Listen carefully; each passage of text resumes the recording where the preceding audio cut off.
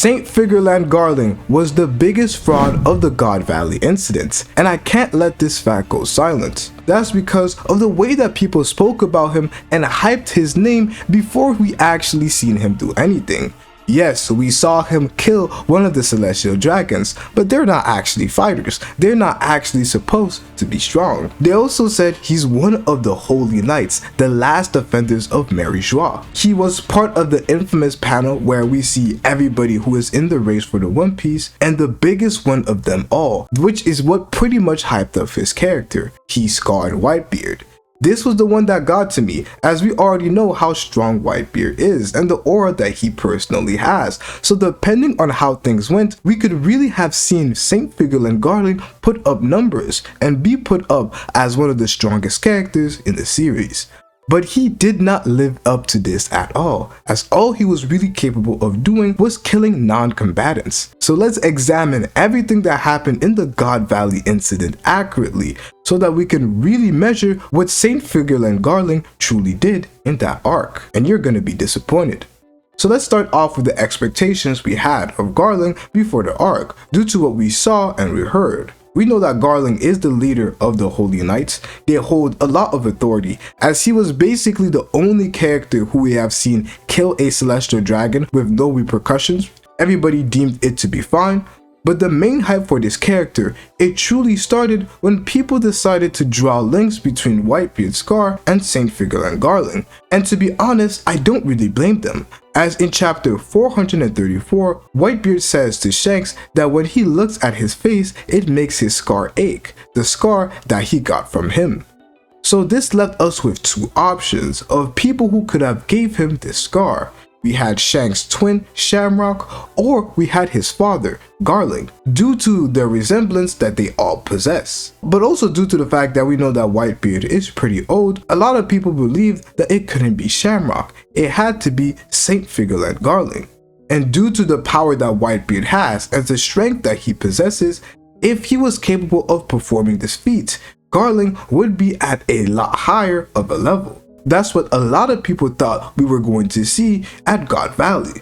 But none of this actually ended up taking place, as this is the truth of the God Valley incident when it concerns Saint Figarland Garling.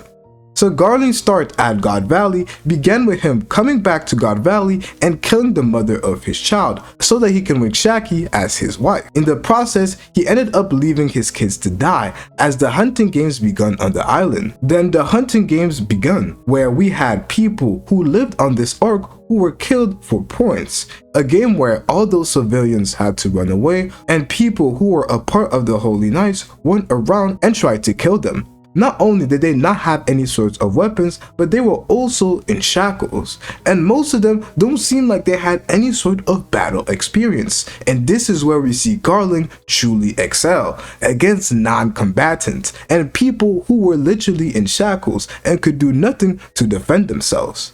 But that's where all the glory from Garling truly ends, as from then on, we literally see him do nothing but take L's. As when actual fighters like people from the Rocks Pirates and the Roger Pirates arrive, Saint Figarland Garling truly becomes ineffective. It starts with Saint Mafi being one-shotted by Whitebeard casually. Then we have Saint Summers, who got one-tapped by Rayleigh. I could give this a pass because you could say that he was off guard, but when it comes to Garling, before the fight truly begun, we already see him with some sort of injury, and he alludes that Rocks is the one who cut him, and basically due to the fact that he can regenerate, he was not out of the battle. He could still come back and later on fight, but he should have stopped there, because what ends up happening next is truly embarrassing.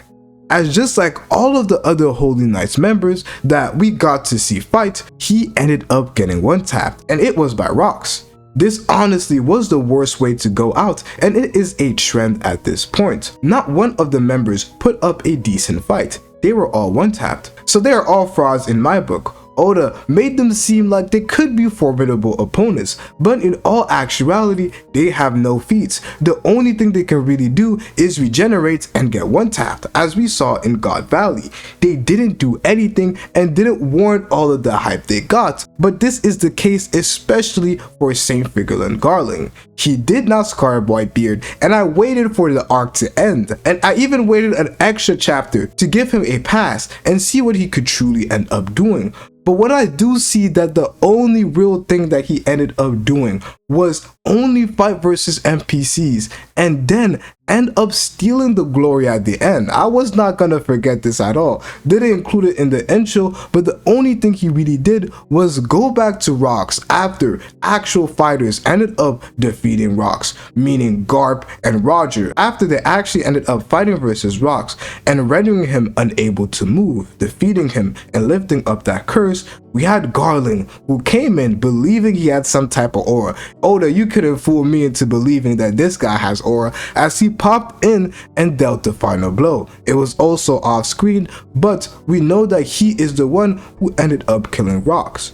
But ultimately, in my personal opinion, this gives him no feats, as it proves exactly what I'm saying. Garling is only effective when he is fighting versus non-combatants, those that are injured, those that are in shackles, but when he has to fight actual people who can put up a fight, he gets one-tapped. As the entire God Valley incident, I don't think there's ever been an even more fraudulent performance in One Piece as a whole, and if you could find one, you honestly have my respects. But the only thing that even makes them enemies to consider is the fact that they have crazy regenerative abilities and the fact that they can't be damaged by normal attacks and even normal haki. They are basically immune.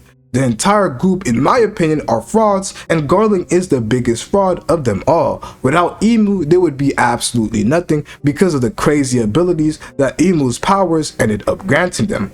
Now, we will have to see what Saint Figarland Garling can truly do now that he has been made one of the 5 elders. So maybe running back to Imu and requesting more power will end up making him stronger. He'll probably have one of those crazy power-ups that we see the Gorosei end up having. But in my personal opinion, will he ever escape those fraudulent allegations? No, he's a fraud now, and he'll be a fraud in my entire books throughout the end of One Piece. So who are the strongest in the world government? I think the answer is quite clear to me right now, and it is simply the admirals. We're not talking about the Holy Knights. They are not that strong, as we could see. And unless we are proven this later on, I will still continue to say that the admirals are stronger. This doesn't include the likes of Imu or the Gorosei, as they have crazy hacks abilities that we can't really gauge their power in comparison to the other people. But people like Akainu will remain as the strongest members of the world government force from the information that we know right now. And you guys definitely let me know, who do you guys believe to be the strongest force in the world government as of right now, not including Imu or the Gorosei. But if you actually want to talk about a character who deserves the hype, a character like Dragon, make sure to watch this video right here as we find out exactly what Devilful powers Dragon may have.